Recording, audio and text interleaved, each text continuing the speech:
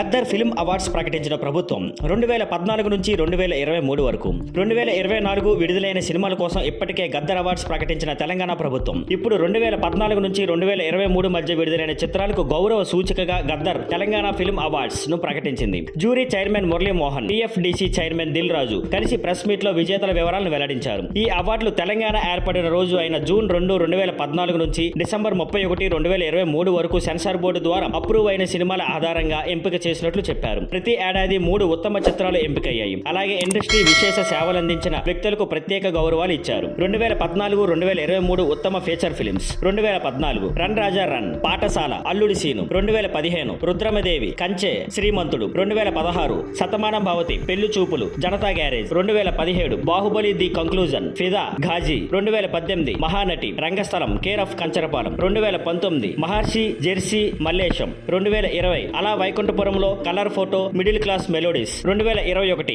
త్రిబులార్, Akhanda, Uppena. 2022 Sitaramam, Karthikeya 2, Major. 2023 Balagam, Hanuman, Bhagavanth Kesari. ప్రత్యేక jury award ప్రజాకవి కలోజీ నారాయణరావు మరణానంతరం గౌరవం. Telangana film awards special honours NTR national film award Nandamuri Balakrishna, Paidi Jayaraj award Maniratnam, BN Reddy award Sukumar, Nagireddy Chakrapani award Atluri Purnachandrarao, Kantharao award Vijay Devarakonda, Raghupathi Venkaiah Naidu, Yandamuri Veerendranath. ఈ గౌరవ వేడుక జూన్ 14న హైదరాబాద్ లో హైటెక్స్ వేదికపై నిర్వహించనున్నారు. ఇది గత 11 సంవత్సరాల తెలుగు సినిమా గొప్పదనాన్ని గౌరవించే ఒక ప్రత్యేకమైన వేడుకగా మారనుంది. Thank you for watching. Please like, share and subscribe.